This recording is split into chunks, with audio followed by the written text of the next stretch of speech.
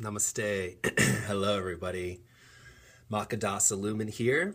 Wanted to do a short video, the title being, What Sets Elumen Yoga Apart? So basically, why practice Elumen Yoga?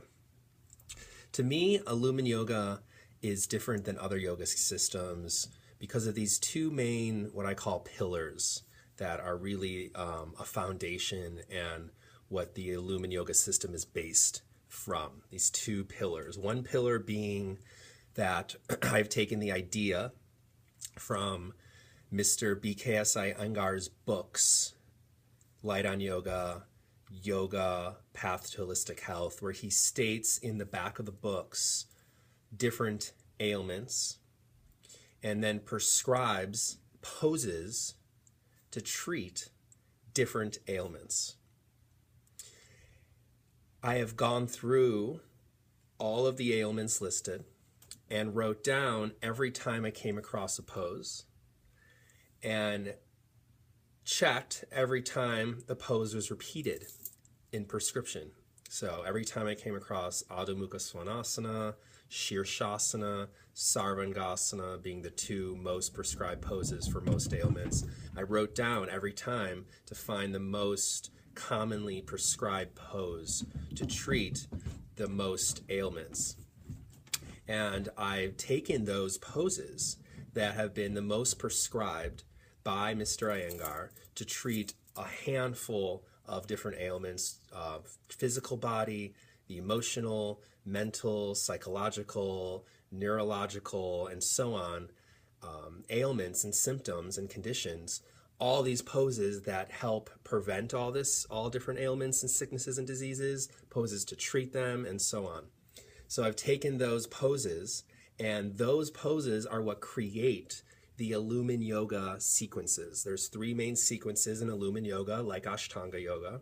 There's the level 1 primary series, the level 2 intermediate series, and the level 3 advanced series. And then there's 6 other shorter series that focus on, for instance, back bend focus, forward fold focus, and so on. So all of those sequences, which are set sequences like Ashtanga, all have all of the poses that I have found that Mr. Iyengar has prescribed for the most ailments and conditions and sicknesses and so on. So that's the main pillar, is that the poses that create Elumen Yoga are the most therapeutic, healing, powerful, vitality-bringing poses according to this yoga master who has dedicated his life to yoga, to Hatha Yoga, Bhakti Yoga. Specifically, Light on Yoga was the first book published in 1966 where Mr. Iyengar actually would have a picture of the pose in specific alignment and then have the instructions on how to do the pose and then the benefits of the pose. This pose will help with spleen and headaches and back pain and slip discs and so on and so on. And then in the back of the book, it actually has the ailments with the poses prescribed for the ailments. That was the first book of its kind to do that, and to master a pose and practice it with such diligence and focus and intention to actually know that Shirshasana has all these benefits to the body. Not only does he have to practice that pose thousands of times and study the pose from the inside out, but also to teach the pose to other people who have the ailments and be like, oh, yeah, we did Shirshasana for 2 months and his migraines went away, or blah, blah, blah, blah, or blood pressure, what have you. Mr. Iyengar himself was born with tuberculosis and many other sicknesses and pretty much cured himself from the grace of his teacher, T. Krishnamacharya, and from the power of Hatha Yoga to gain health and vitality and to live a long, healthy life. So that's the first pillar, that the poses in the Elumen Yoga in the set sequences are the most, in my opinion, powerful poses, the most potent, juicy poses to preventive maintenance, heal, awaken the human system. And these set sequences are not set in stone. They can't be modified. They could, of course, be modified, and other poses that are not in the Elumen Yoga syllabus can be added. It's not a rigid system in that that regard, but these are the poses that one would, quote unquote, master and understand first before adding other poses in. And most of them are very basic poses, but as a lot of you know, basic doesn't mean easy, and basic doesn't mean basic, really. It's maybe basic poses, like the standing poses are all in the first part of Light on Yoga, but to really work the alignment and fully be present in a basic standing pose is be very challenging and very hard. So, so that's the first pillar. The second pillar is the fact that in an Elumen Yoga class, you are encouraged to allow yourself to express the feelings and the emotion that arise as a byproduct of practicing Hatha Yoga, these yoga poses, pranayama, what have you. I'm going back to, in my view, the root of why Hatha Yoga was created in the first place. Why put ourselves in these yoga positions that for most of us are pretty uncomfortable? They get easier, of course, over time. But why are we doing this? Effort? I mean, asana is effort. Like, it's not for the lazy. Like, it is required just to get on your yoga mat sometimes as effort. And then doing these poses, stretching the body, strengthening the body, going upside down, twisting the body. It requires effort. Why are we doing this? Why are we holding our breath in pranayama and doing these breathing techniques? What's the point? And from my studies and from my understanding, Hatha Yoga, asana, pranayama, meditation is designed to awaken the life force energy in the body. Some people call it Kundalini. I call it realizing the God inside, the energy that creates worlds inside of ourselves. To realize that energy and to let it flow through our system to allow ourselves to be the full creator gods, powerful, sovereign beings that we are. Asana, according to Patanjali, the Yoga Sutras, asana is meant to strengthen the body, to create the body, to open the body.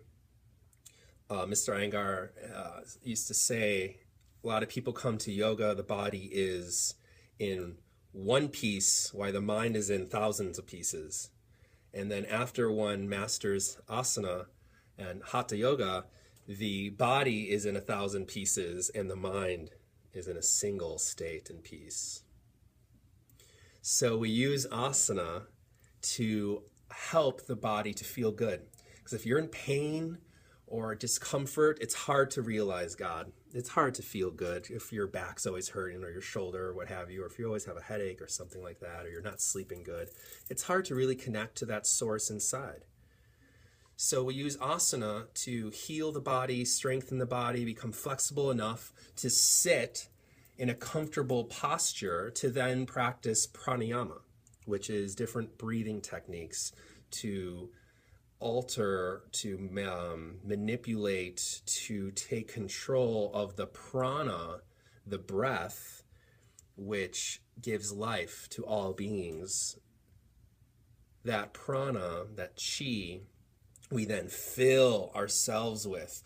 We breathe in and fill our lungs to capacity with ease, and then hold the breath, and then notice that energy, and then exhaling, releasing the breath, and finding this meditative full expansion of the lungs, and using that life force center to assist in the healing and the awakening that we desire, right? So, but you can't do that really if you're slouched over and you can't even sit comfortably.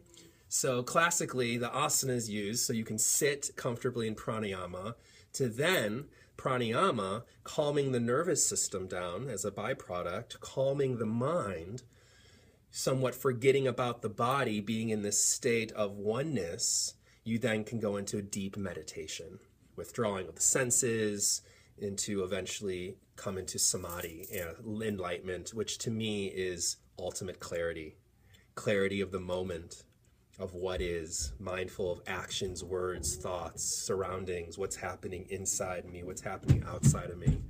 That pure state of clarity throughout all the ups and downs of the emotional life and all the trauma and the stress that is happening around us, to be in that calm, clear state.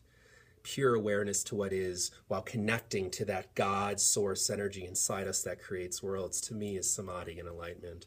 So when this happens, when we're practicing yoga, some of you might experience that you're in a yoga class, you're doing the poses, and then you get to Shavasana and you're totally blissing out, but then you feel maybe this like electric shock through your body, or you feel tightness in your chest, or some weird pressure around your third eye or headache.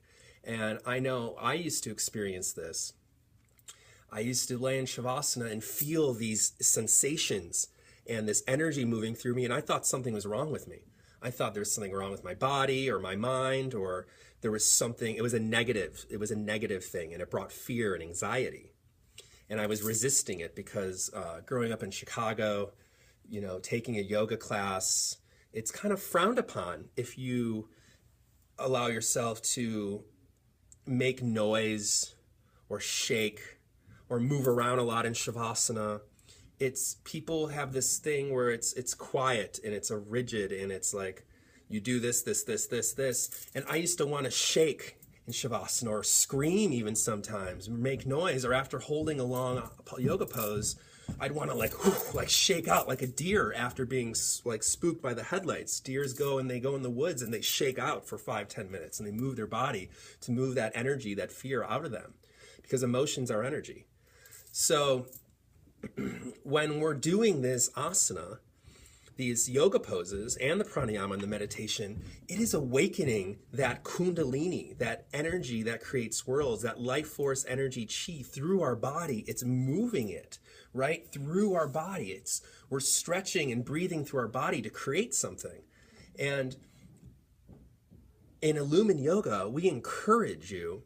There are times where after a yoga pose, you are allowed to shake, you know, stomp, make some noise, and it's okay, especially in Shavasana. In an Elumen Yoga class, the room's separated in Shavasana, where if you're feeling like you're going to be more still and meditative, go on this side, and if you're going to feel like you're going to be moving around more and making noise, go on this side. And it is important to make noise or shake the body when you're feeling energy, because the energy wants to move. And if you kind of resist it or fight it, it causes even more pain and anxiety and stress.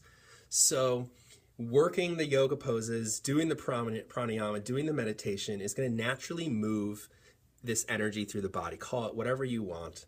It is the energy that gives vitality and healing and strength and clarity. They call it in yoga system, it's called kundalini. This yoga is made to raise the kundalini. Let it raise, let it move, don't fight it. And I feel in modern yoga nowadays, it's kind of weird to make noise, or to be that person that's in down dog going, ah. I mean, I used to do it. I used to look at that person making noise and be like, shut up, I'm trying to do my yoga over here, man. You know, but I feel that the sounds, the movement, the expression of what you're feeling you should be allowed, in my opinion, to express what you're feeling in a safe space, and not being concerned about what other people are going to think or do. That it is encouraged, and that after we hold Trikonasana for maybe a minute in the intermediate series, we stand in Tadasana, and I will instruct, now feel your body. Maybe you just want to feel still and breathe. Maybe you just need to do a little shaking, or move your hips, or like swing your arms, or actually make some noise, or something like that, right? Or do some tapping or some sweeping and move the energy, because we're cleansing the body tapas, we're purifying the body, especially when there's heat involved through the Surya Namaskar series.